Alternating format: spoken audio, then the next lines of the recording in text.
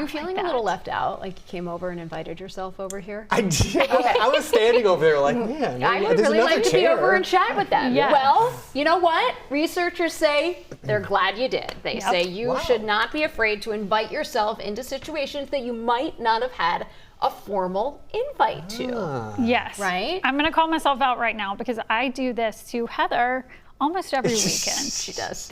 And it's fine, and it's great, and it's like... But do you mind? Because that's where the research comes in. We love it, because I think a lot of times, if you don't get an official invite to something, like if someone's just going out to lunch or whatever, you think, oh, why did they exclude me? Yeah. Yes. Right? Why did they not invite me to your party? But there's whatever. numbers on this, and research actually shows that often people want you there even though they didn't invite you there. Yeah. That they're not annoyed, that you think they're annoyed, but they're not necessarily annoyed. That they didn't make the conscious decision, I'm just too much of a scatterbrain to invite Susan Elizabeth to things. Or they just think you're busy and you're doing something else. Yes. So they Exactly. just don't reach out.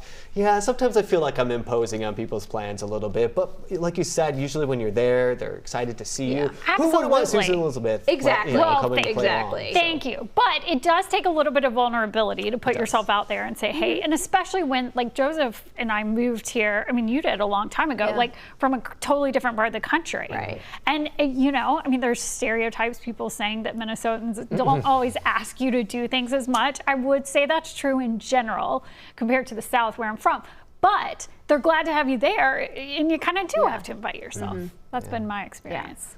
But do you invite yourself, like you don't do it to everybody. No, you do have to read the room on this too. Yeah. Like there's rules. You need wouldn't do this to a self-awareness. wedding. No, like things that's like just that, too, right? too personal. Yeah. Too intimate. Too formal. Or something intimate. Yeah. Yeah.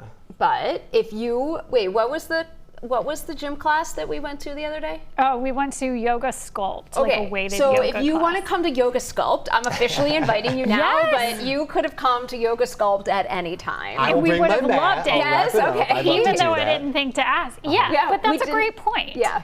It really is. I think that's freeing. Is this through, do you think through all ages and social groups? Do you think if you're younger in high school, it's the same thing? Or is this just something That would be we're really more hard in open high to school. as adults? To invite yourself. It's funny because I'll look at like my 9-year-old and she probably would have no problem inviting herself. She's like, I'm here. Right. And so I wonder if like when you're little, there's no inhibition. You just think, oh yeah, well of course I should be invited to whatever this is that I think it's I'm awkward doing. teenage years where you're Teenage, like, I don't know if I'm going to Yes. sit at that lunch table. Yes. You Right. get some weird fears. Yeah. You gotta Yes. shake them off. Yeah.